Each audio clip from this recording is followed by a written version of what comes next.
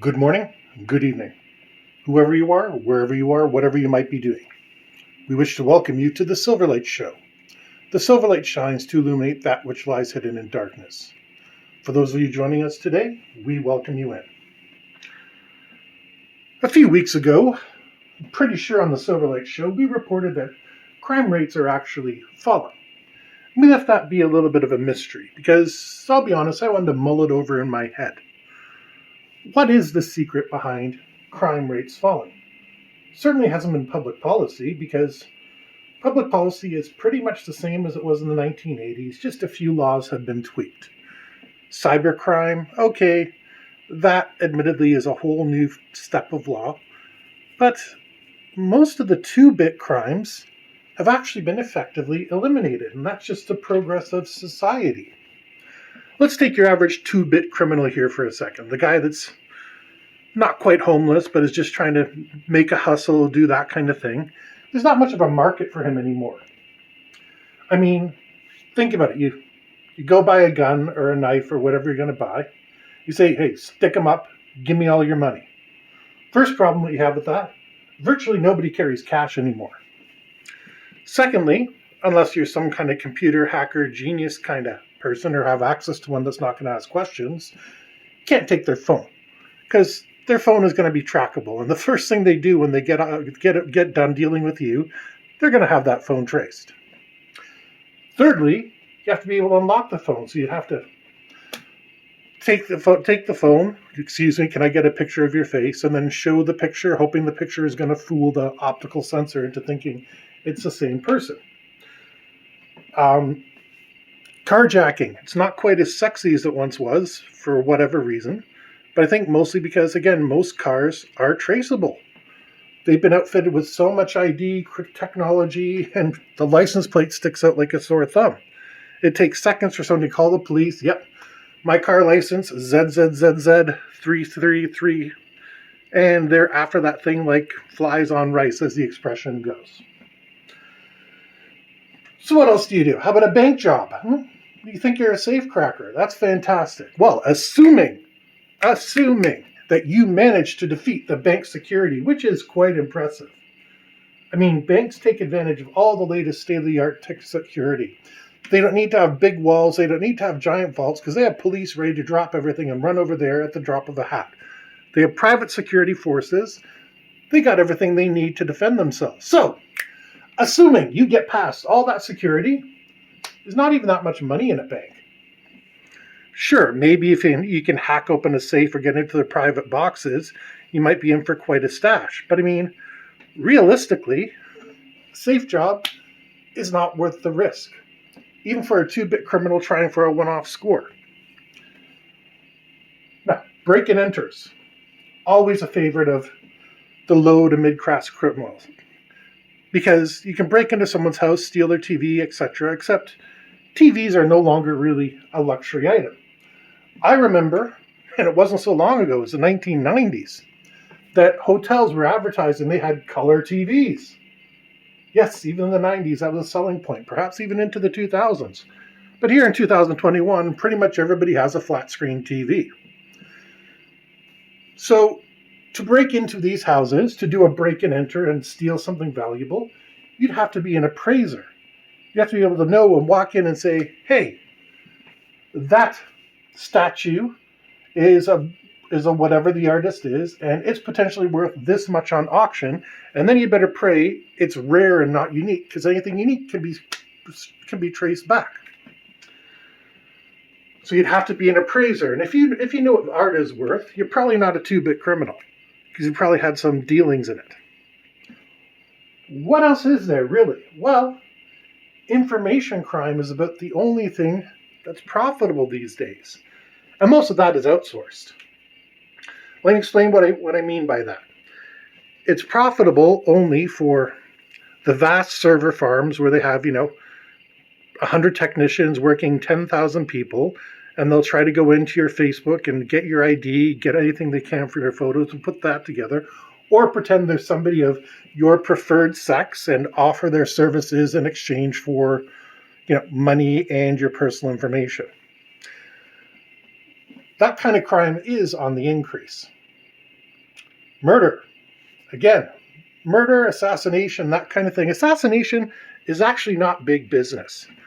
One of the dirty secrets of the Silk Road and places like that was that people were willing to kill other people for a couple $1,000s. So it wasn't like James Bond where people are getting paid $1 million a hit. No, this is really low profit. And unless you've got an underground name of Joe Chill or something like that, chances are cops are going to find you. The cops are going to bust you because their investigative techniques are that damn good.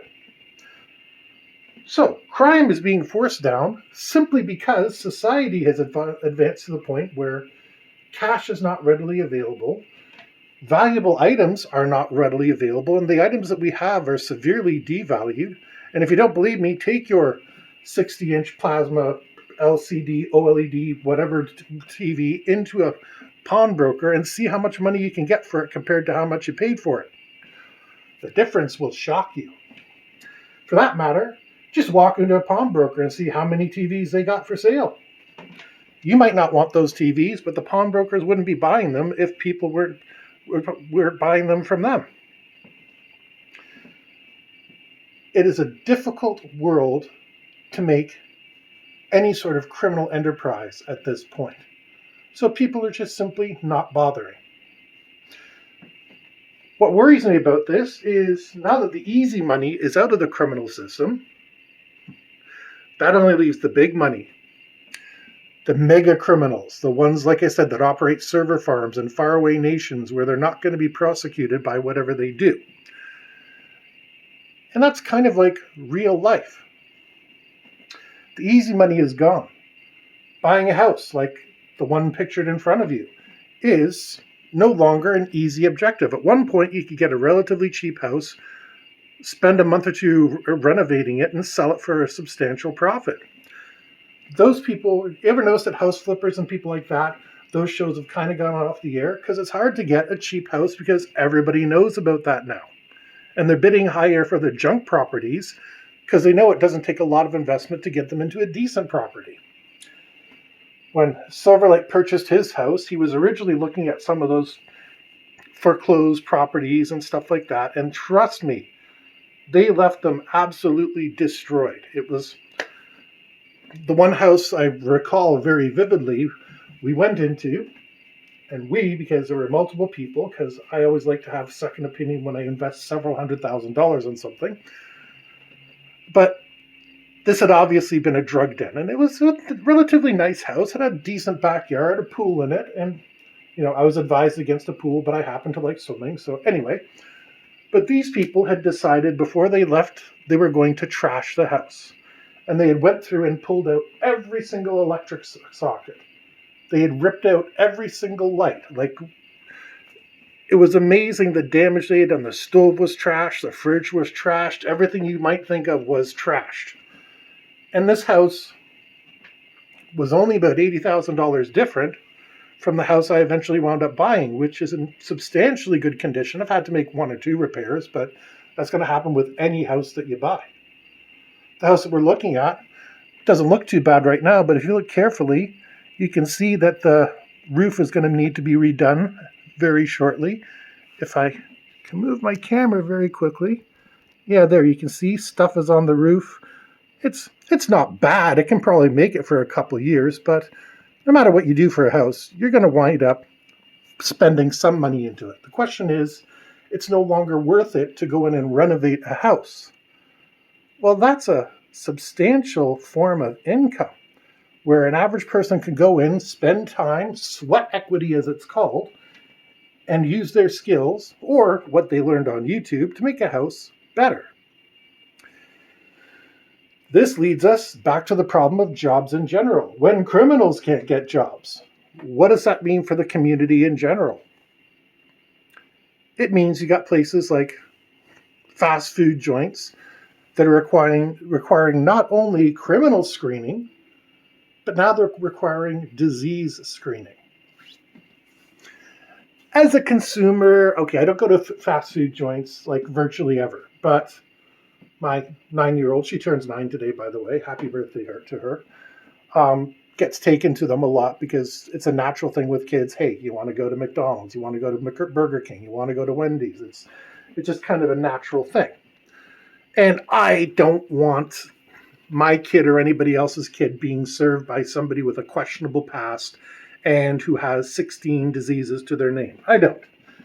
So it's a little bit hypocritically of me to say this, but at the same token, the reason these jobs are not being filled is not because people don't want to take them, but because there are serious barriers to getting involved in them.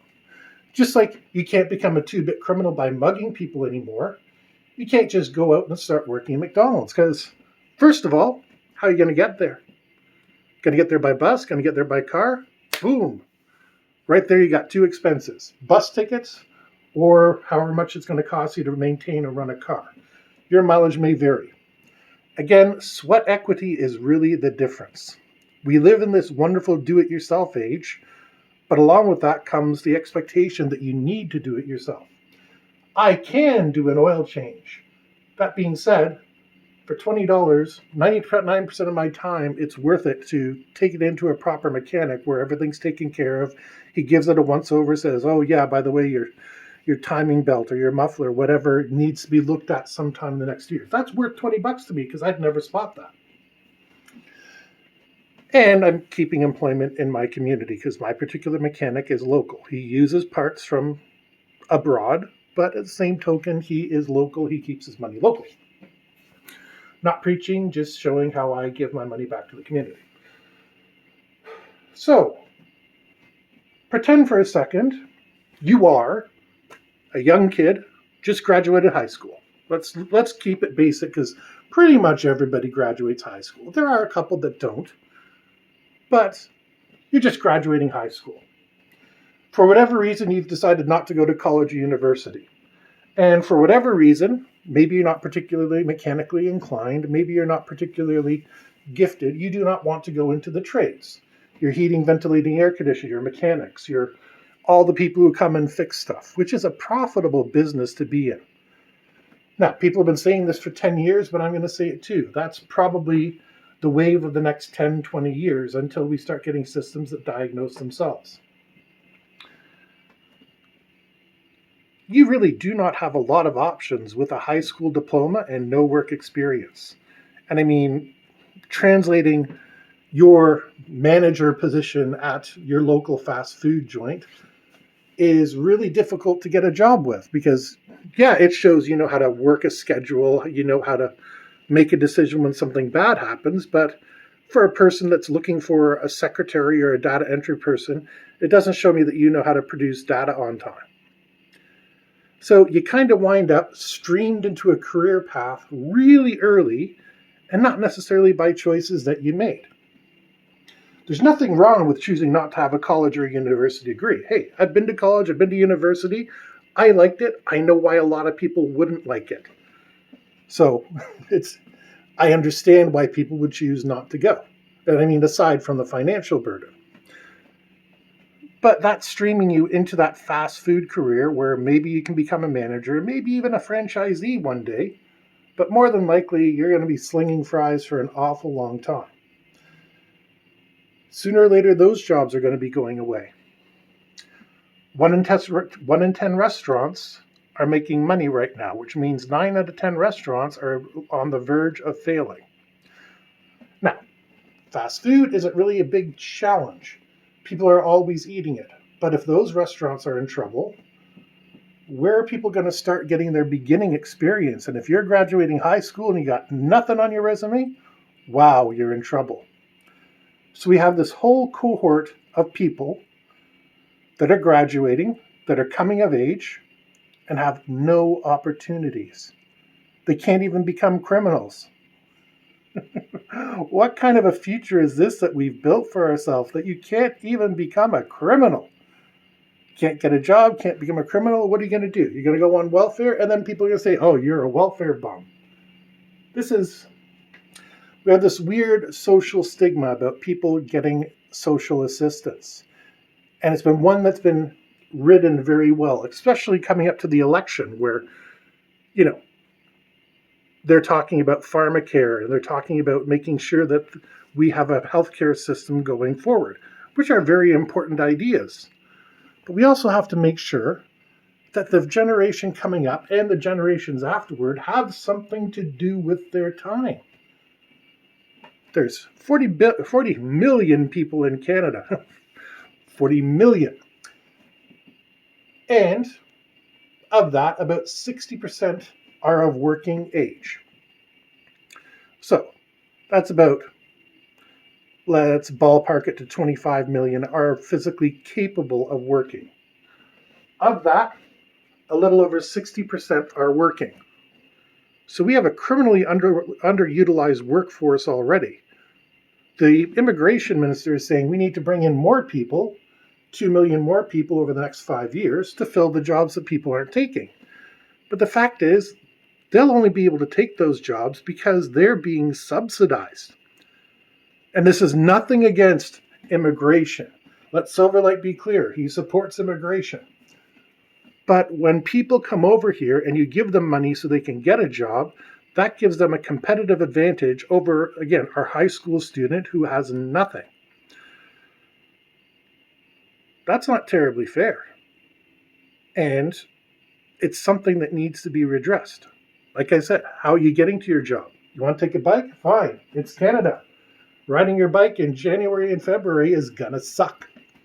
And taking the bus is probably something you're going to appreciate. Anyway, it's a very complicated situation. So, criminal organizations and activities are down, probably simply because there's no targets. And also entry-level employment is down. So we have a very interesting problem. What exactly do young people do to start themselves off? It's a very interesting question. One, unfortunately, we don't have an answer to at the present time. In the meantime, stay safe. We hope you enjoyed this episode of the Silverlight Show. If you do, like, share, and subscribe. And we hope everybody has a fantastic day.